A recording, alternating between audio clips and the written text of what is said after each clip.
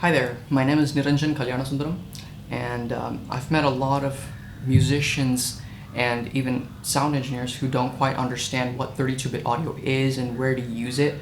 So I thought I'd make this video to kind of explain that stuff. So right now what we're going to do is basically look at a little bit about the theory behind what 32-bit audio is, how it's stored in a computer, and then maybe look at how we can use it in a practical sense. Okay, so first of all, we do in music, especially with digital music production and stuff, we talk a lot about 16-bit, 24-bit, 32-bit. What is all this? So to understand that, we're gonna have to delve into a little bit of computer science here. So it might start sounding like a class, just bear with me. Okay, so a bit is basically short for binary digit, which basically just means a 0 or a 1. So 8-bit is nothing but a sequence of 8 zeros and ones. 16-bit, you have 16 zeros and ones. And 24-bit, 32-bit, so on and so forth. Okay, now how does this link in with audio? When you say you have 24-bit audio, what does that mean? Well, this goes into a little bit more about how audio gets digitized, right? You have sample rate and you have bit depth.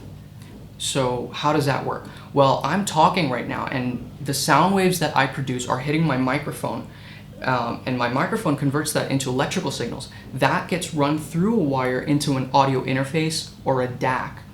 And the audio interface converts these signals into these zeros and ones. But how? How does it know how many zeros and ones to produce? Well, this is where sample rate and bit depth kind of come in.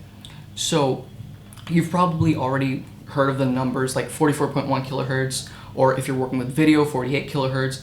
So again, what does all that mean?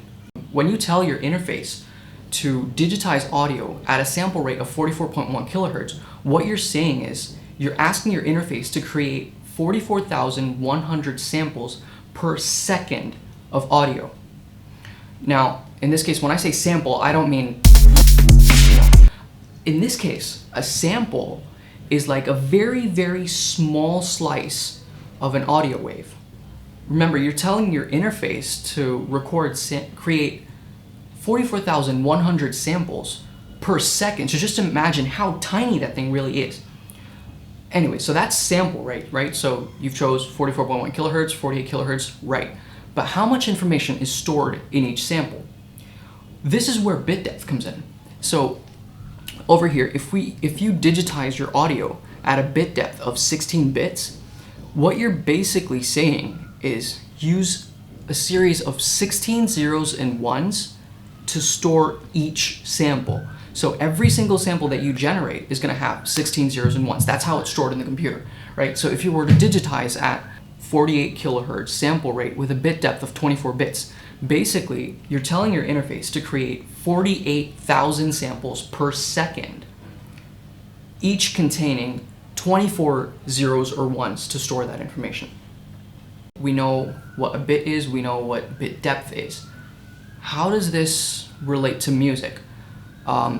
Well, as you can see, theoretically, the more zeros or ones you have, the more information you can store about a sample. Doesn't that mean bigger is always better? Well, when it comes to a practical sense, there's always a limit to how much we as humans can perceive.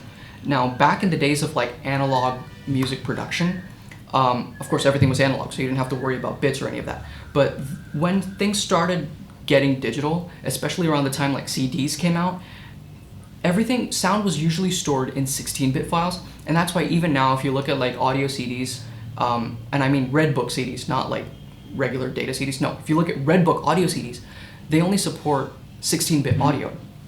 But now, with all the technology we have today, most of the time when we record audio, we use 24-bit audio. My interface here supports a maximum of 24-bit audio.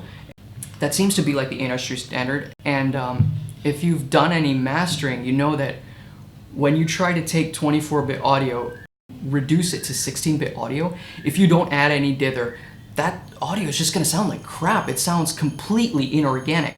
We can see that if you listen to a recording of 24-bit audio and compare that with like the 16-bit recording of that 16-bit version of that same recording, you can definitely hear a difference. All right, so this is a practical experience. You can experience this stuff. Now, when you go from 24 to 32-bit, you can't experience that different anymore. So 24-bit seems like the edge of our human ability to perceive increase in quality. So why does 32-bit exist? When you look at your audio levels, if your gain levels of your signal are below 0 dB, you can just use 24-bit audio.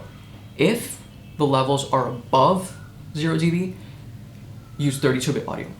Why? Now, just imagine that when you have 24-bit samples, imagine like each of these zeros or zeros or ones, each of these digits is like a bucket, right? And the audio signal that you're trying to store in these buckets is like water, right?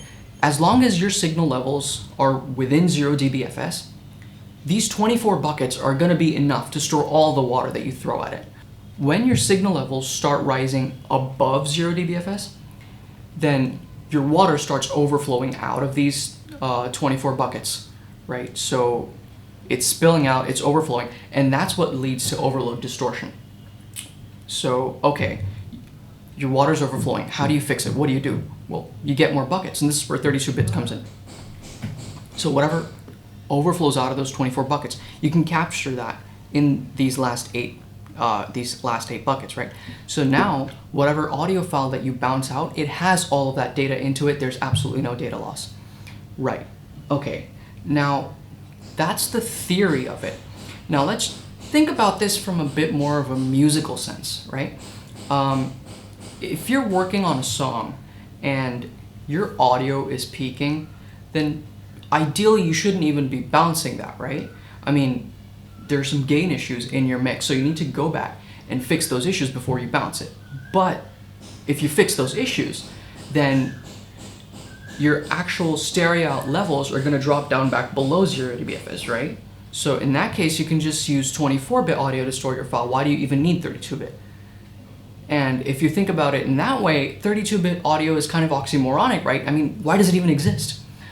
Well, that to me is an absolutely fascinating subject, because the theory behind all of this really differs quite a bit from like the practical application. And once you really get into like real world use cases, you'll find that there are no like hard and fast rule about what's wrong and what's right.